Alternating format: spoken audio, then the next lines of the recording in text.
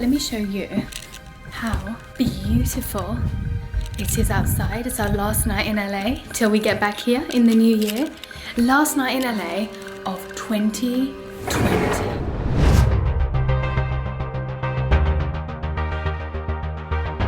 I am going to London tomorrow, and I thought, you know what, it would be so wonderful to do a little vlog.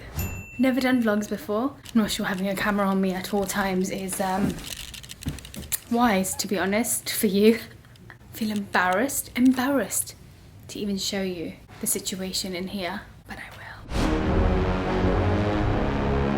I also thought I would do and share some of my realizations and lessons that I feel I've learned from 2020, because you know there's been a fair few, so you're going to reflect with me whether you like it or not. So it's the day of travel. Haven't really traveled in a very long time, so I was feeling a little bit nervous, a little bit anxious.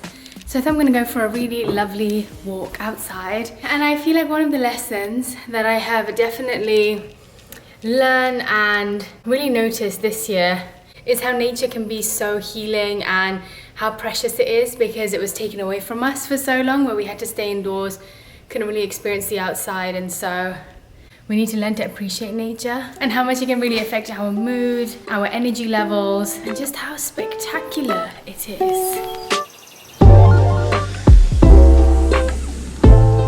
I made it to London and I am quarantining, and so I'm having a lot of time to really think about the lessons that I have learned during 2020.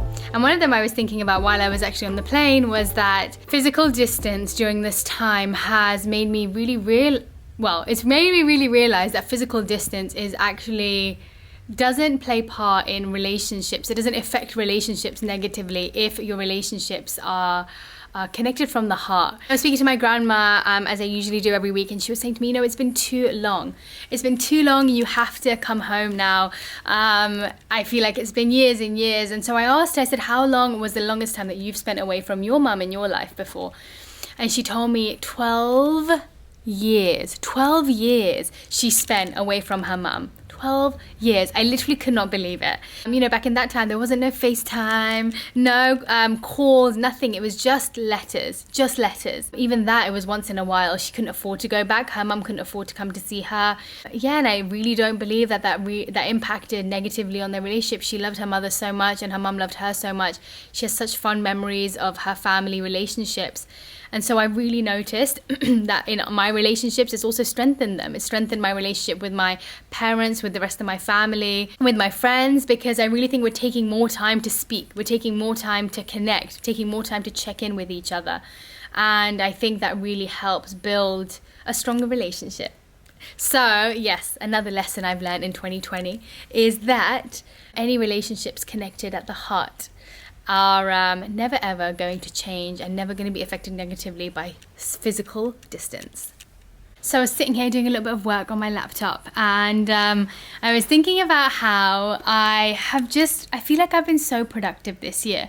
And honestly, I used to make so many excuses for myself every single year I would always make an excuse of, because we have to travel so much. For Jay's work, I can't focus on what I want to do. Or, I don't know, every excuse that I could possibly think of, I would use to justify why I couldn't focus on the things that I wanted to do, why I couldn't start things that I thought I wanted to. And I realized that it was because I just had so much fear around starting something new, so much fear of taking the first steps into starting something unknown. It was all purely because I was afraid of putting in the work. I was too lazy to put in the work as well. And so I'd find any excuse possible to not have to do it. And I realized actually that the only barriers that were being created were barriers that I'd created for myself. I'm shocked because I really didn't think I was able to put in the work. I really didn't think I had it in me. The reason I'm saying this is because, trust me, if I can do it, Anybody can do it. I literally have such a bad record and habit of starting something and being so excited about doing it, and then it fizzles out or it gets a little bit difficult. I'm like, okay, cool, on to the next thing. This is boring now. I don't do it anymore. Really, I decided that I wanted to stick to something. Like, I wanted to stick to creating my recipes and making a website. I really had so many things I wanted to share, and I thought, you know what, if I don't start now, when I've been given the opportunity to be in one place for this long, no excuses, I just had, like, you know, there was nothing that I could justify in my mind anymore that would be a good excuse to not start it, except for the fear of failure. And I thought, I just had to keep saying to myself, okay, so if it doesn't work, what's the worst thing that's going to happen? So I did, and I started, and so I feel really impressed, actually, that I was actually able to start something and also complete it. I still got so much more that I want to do, but yeah, I just wanted to share that, because trust me when I say I would be the last person that would ever complete something before, and now I feel like I really put my mind to something and I really understood the reason why I wanted to do it and the meaning behind what I wanted to share, and it made it so much easier to stick to what I wanted to do. So I just want to share that as another lesson of 2020. Next lesson I learned from 2020 was, I've been speaking to so many of my friends who are in so many different situations in life, whether it's losing jobs or losing family members, or, oh my gosh, so many different situations that people go through in life. And whether it's walking down the street and seeing someone that lives on the street, to people who are in situations where they're actually very comfortable during this time. But whatever situation it is, one thing I realized is that we can't judge people based on their situations, thinking, you know what, I would have done it differently, or I would react in a different way if it was me. Because the reality is that everybody's pain, everybody's suffering, everybody's feelings are valid because it's real to them, it's truth to them. And so we can't just dismiss other people's feelings because we feel like we wouldn't feel like that, or we feel like we wouldn't react in those ways.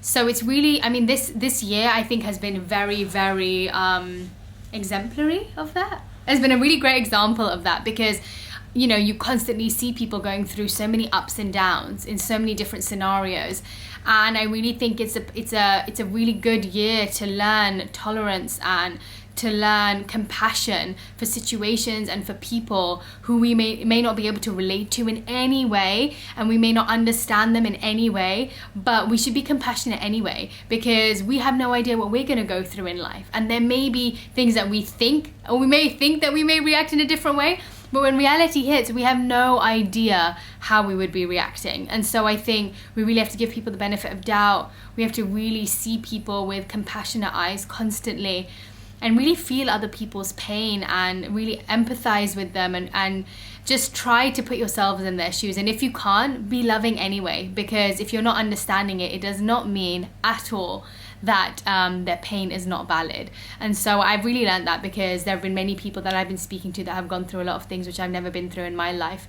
I really think whether it's reading things on the news or seeing things on TV, we're just surrounded by different countries, even going through so many different things in environments that we've never been used to.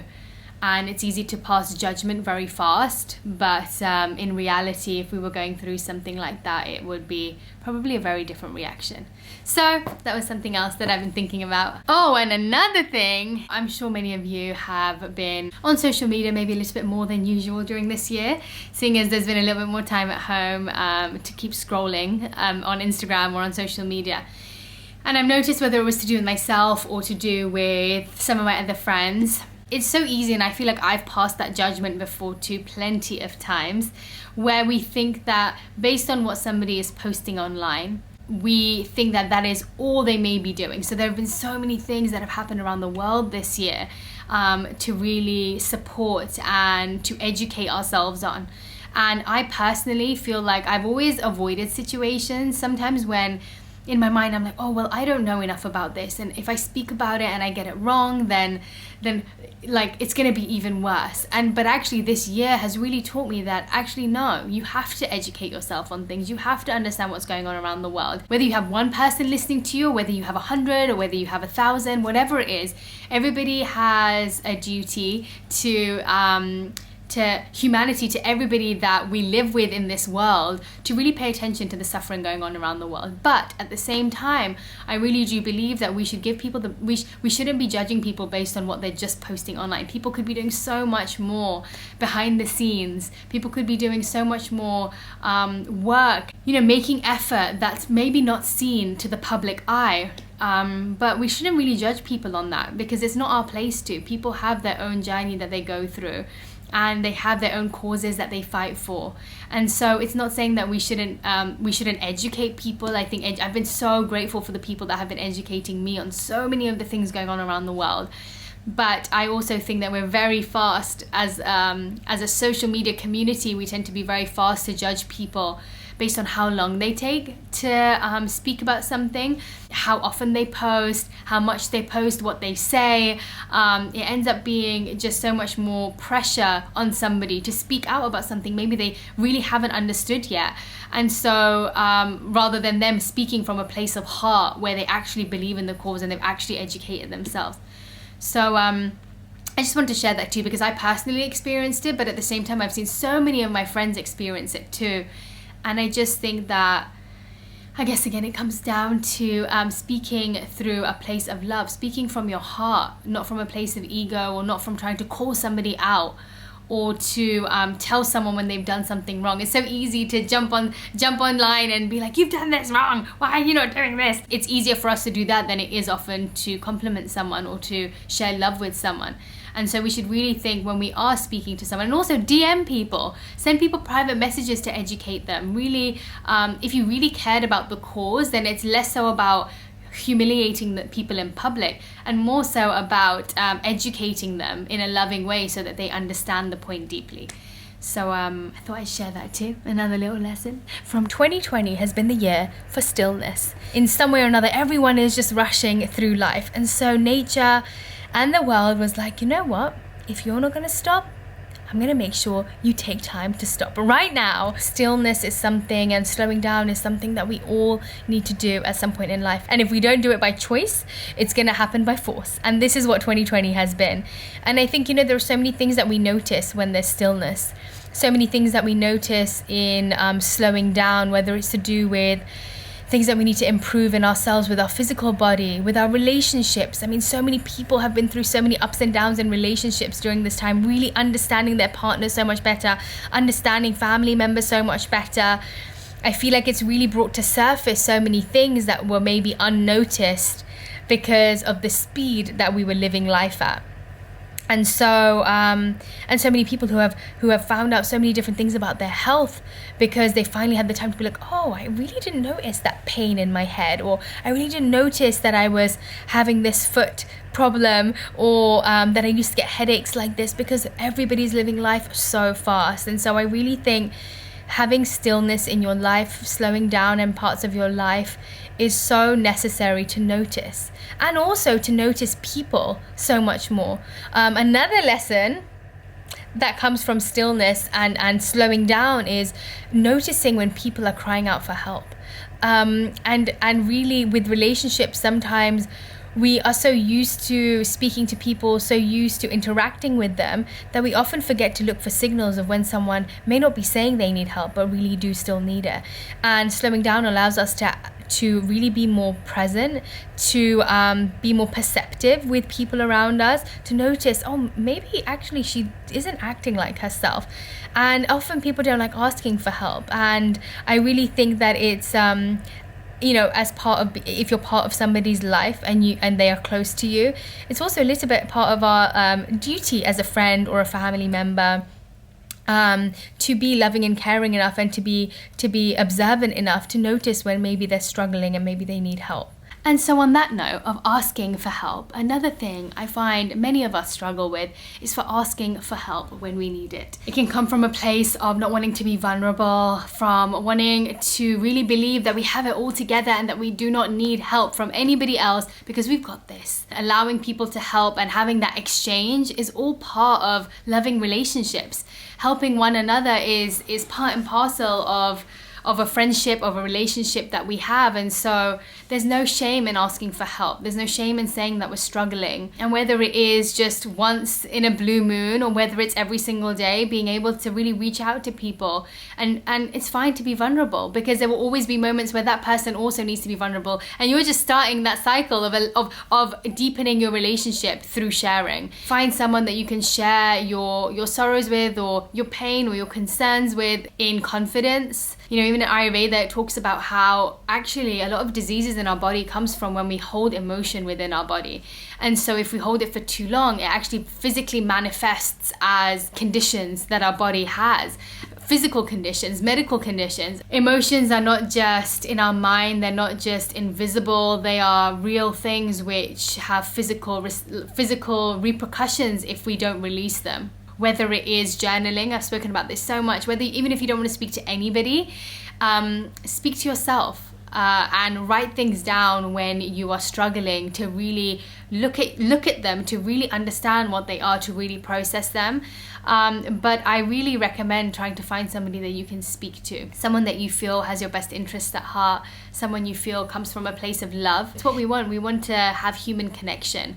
And so having connection with somebody in that way, so that they can support and help you in the way that you need, is very, very, very important. Ask for help when you need to. It does not make you weak. It does not make you too vulnerable. It just makes you stronger, in fact, because you have a better foundation with so many people holding you up. If it's just us trying to keep ourselves up, we're going to fall down very easily. It's like a tree. If it has lots of deep roots connecting to other trees. Oh yeah, this is one of my favorite analogies. A tree is strongest when its roots spread out and wide, and it connects to all the different trees around them, and they build this beautiful connection through nourishing one another, supplying one another the nutrients they need. But also when the wind blows, they have such a strong foundation, because no wind's going to knock over trees that are connected in all their roots, and they've got such a strong foundation. Not going to happen. So in the same way, we are the same. When we are connected to so many different types of people supporting us in so many different ways, they'll lift us up and hold us down when we need to, and at the same time we can do that for them also when they're in need. Share love, but also you can share pain too. The little things just do not matter. Forgive, forget, apologize. Because if 2020 has taught us one thing, and one thing only, it's that life is just so short. And as morbid as it sounds, one thing I really started doing in 2020 is thinking to myself, if I've had a negative interaction with anybody, if I've said things that I don't mean, if I've had arguments with people that I love, I really think, if this was the last thing that I had said to them, then would I be happy with that? Would I be happy if this was the last word that I exchanged with them? And as sad as that sounds, and as morbid as that sounds, that's the reality. We have no idea what's going to happen to us, and no idea what's going to happen to anybody else that we love. There's so much uncertainty in that, especially at the moment. And so don't see that as a negative thing. See it as, let me really use my words wisely. Let me think before I speak. And if I have said something that I don't mean, or that I feel was unnecessary, or just because I don't want to ever have the last words that I may have said to somebody to be that, whatever that may be, forgive, forget, and apologize, because I guarantee you, if you live that way, you will probably have very little that you will regret. And so lastly, I want to share a quote that I have been going through in my mind whenever I go through anything difficult. It's one of my favorite quotes, and especially during 2020, it has been a lifesaver. And it is that nothing will ever come to you that's not meant for you, and that you cannot handle. And the last bit is so important, because I know so many people have gone through so many things this year, but just know that nothing will come to you. And I really believe that nothing will come to you that you cannot handle. So even if you're going through the hardest time in your life, just know you already have it in you. You already have everything you need to deal with it. You just need to believe that you do, and you just need to find whatever it is that you need within you to fight it, because I guarantee you, you have it. You just need to believe that you do, and hopefully that helps. I know it's just a quote, but that quotes can sometimes have so much deep meaning, and I really do believe in this one so much. So I hope that helps you, and it has become my mantra for 2020, constantly repeating that in my mind, and it brings me a lot of solace whenever I'm feeling down about anything. You know what, one other thing I wanted to tell you guys was, I know that there's this whole thing about New Year's resolutions, but I personally think whoever made that up didn't do it right. I really do believe in setting our New Year's resolutions before New Year's, because otherwise, when I've set New Year's resolutions in New Year's, it's January 1st, sitting down to write my New Year's resolutions, and then they don't actually end up happening till like February, March, or I don't really get used to them till then. So I wasted a whole 2 months. So instead, I know I've spoken about Kartik before. I've spoken about it a lot on my Instagram, and it was a spiritual month that happened in November. And usually it's such a beautiful time to spiritually reset. But in December, sorry, I just thought of that because it's a great time for New Year's resolutions as well. But otherwise, I usually go to India. During December time. It's usually the time that I go to spiritually replenish. I spend time at a retreat center there, just really deepening my practices so that I can nourish myself to be able to give to other people, hopefully a lot more. But one thing I usually do there is I'll set my New Year's resolutions, and it goes from everything from physical health to mental health to qualities in myself to professional to relationships, everything. Really going deep into it and really thinking about how we want those things to improve, what we want our goals to be for 2020. It doesn't have to be crazy goals. We always think that goal setting means it has to be big dreams, big goals, big everything, but it doesn't. Small baby steps. It doesn't have to be anything crazy, but really planning it out so you know what you're aiming for, but also to help with clarity in your mind of what you feel you need to be happy in the year ahead. And really go into it deep, like write down the biggest goal and then write down all the smaller steps underneath it that will help, and then how you're going to achieve those smaller steps to get to the bigger steps. And it all really helps you because you have clear roadmap. There's basically your roadmap to your next year, to really figure out how you're going to achieve what you want to achieve and how you're going to achieve happiness ultimately, if those things are the things that make you extremely happy. Yes, sending you all so much love. I hope that was so useful. Yeah, I would love to hear all the things that you have also learned during 2020, because I'm sure so many people have been through so many different experiences, and so hearing and learning and sharing with one another is such a beautiful, beautiful exchange. So please share all your lessons from 2020 also. And on that note, I bid you farewell for this year. Goodbye 2020. Hello 2021, full of hope, prosperity, wonder, delight, and maybe some turbulence. But guess what? We're going to make it through it. Lots and lots and lots and lots. Lots of love for 2021. Oh, and go to sleep early and wake up early on January 1st. That's what I do. It's a bit grandma-y, but trust me, you'll feel fantastic.